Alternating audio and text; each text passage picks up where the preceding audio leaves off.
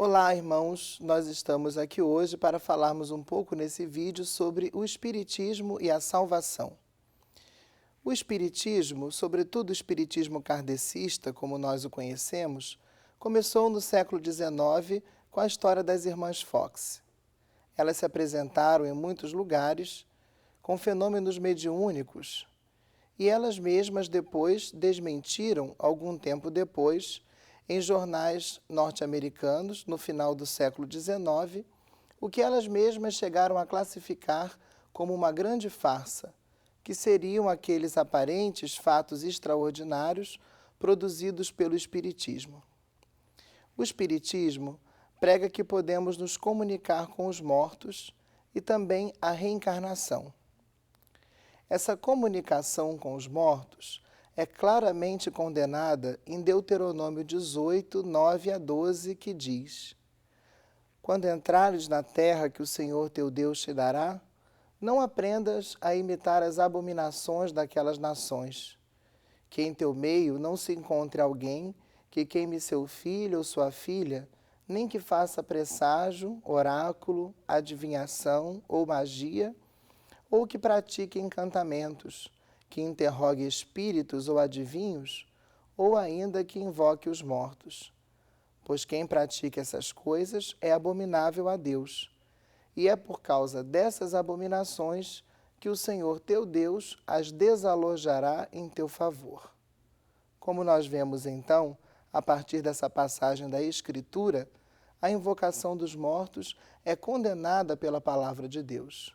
E não existe a possibilidade de nós nos comunicarmos com o mundo dos mortos, daqueles que já partiram dessa vida e que já encontraram o seu destino eterno. Essa primeira proposição do Espiritismo é então completamente oposta àquilo que nos ensina a fé cristã. A segunda proposição do Espiritismo é a reencarnação, que por sua vez é uma tese arbitrária, tão arbitrária que no que diz respeito ao modo de a interpretar, os próprios espíritas discordam entre si. Para algumas correntes, todos reencarnam. Para outras correntes, somente os espíritos mais atrasados, necessitados de purificação, ou os mais perfeitos, que têm alguma missão a exercer neste mundo. Para outros, se reencarna sempre no mesmo sexo, enquanto outros segmentos do Espiritismo defendem que se pode reencarnar indefinidamente num e noutro sexo. Existem espíritas que admitem a reencarnação somente na Terra, enquanto outras correntes a admitem também em outros planetas. Muitos veem na reencarnação uma explicação fácil para os mais diversos problemas humanos. O nascimento com uma deficiência, a diferença de sortes nesta vida, a morte prematura, etc. Mas, meus irmãos, essa é uma explicação fácil demais. A diferença de sortes nesta vida, onde um parece ter muitas oportunidades e outro menos, onde uns parecem ter muito e outros tão pouco, não é porque alguém está pagando alguma coisa que fez de mal em outra vida. Até mesmo porque essa punição não teria sentido, uma vez que a pessoa não se lembra o motivo pelo qual está sendo punida. Essa diferença de sortes se dá muitas vezes por causa das injustiças que os próprios homens cometem. E quando alguém nasce com uma deficiência ou com uma enfermidade, isso não se dá porque essa pessoa, essa criança, está pagando nessa vida por um mal que fez em outra. Deus jamais agiria assim.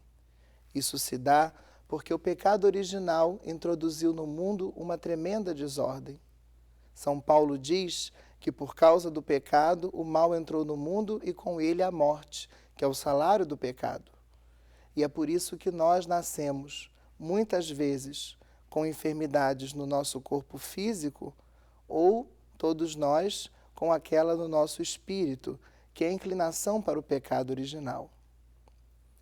Muitos ainda se sentem atraídos pela doutrina espírita por ela negar a existência do inferno. Muitos ainda não entendem o que seja o inferno e por isso acham que ele não existe e assim o espiritismo que o nega se torna atrativo. Ora, é necessário purificarmos um pouco a compreensão que nós temos acerca do inferno. É claro que muitas vezes na iconografia cristã, ou até mesmo muitas vezes nas imagens que nos foram dadas na nossa catequese, herdamos uma ideia do inferno como se fosse um lugar de fogo, com demônios e tridentes.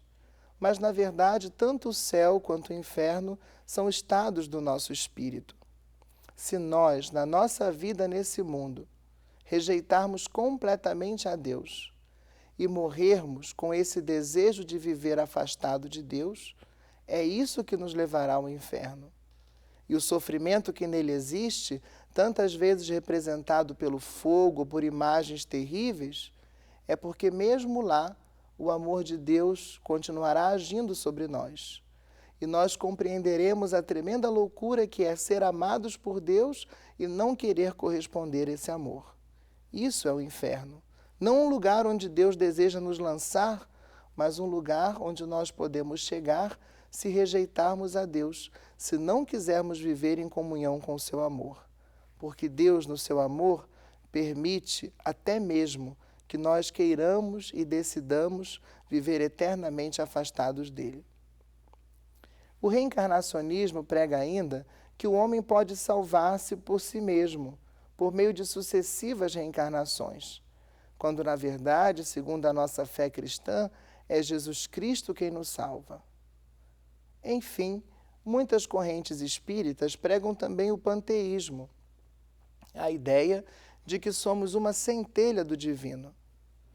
A Escritura Sagrada nos diz que somos um templo do Espírito, que é muito diferente de ser uma centelha do divino. Um templo é bem diferente de uma centelha. Somos um templo porque Deus vem habitar em nós, mas nós não somos Deus. Deus é o totalmente outro. Muitos ainda se sentem também atraídos ao Espiritismo por causa da caridade. Ora, todos nós somos chamados a fazer a caridade, mas não são as obras que nos salvam. O que nos salva é a fé em Jesus Cristo, manifestada, é claro, nas obras, porque, como nos diz Tiago 2,17, a fé sem obras é morta. Assim, meus irmãos, nós podemos ver que, embora muitas pessoas às vezes até se enganem, achando que podem seguir a doutrina espírita e o catolicismo, na verdade ela possui pontos que são totalmente opostos àquilo que nos ensina a fé cristã. Porque nós não reencarnaremos, mas ressuscitaremos com o Senhor. Nós somos salvos não pelas nossas obras, pela caridade que nós fazemos, mas pela fé em Jesus Cristo, que é claramente manifestada, deve assim o ser, nas obras da fé que nós somos chamados a realizar. E, enfim, nós acreditamos que a salvação chegará não por uma corrente sucessiva de reencarnações nas quais nós nos purificaremos, mas a salvação chegará para nós se nós nos abrirmos a Cristo e a sua palavra, porque Ele já morreu pela nossa salvação. E nós nos encontramos nos próximos vídeos para nos determos um pouco mais sobre um tema que faz parte do Espiritismo, mas também de outras correntes religiosas, que é o tema da reencarnação. Que Deus abençoe você.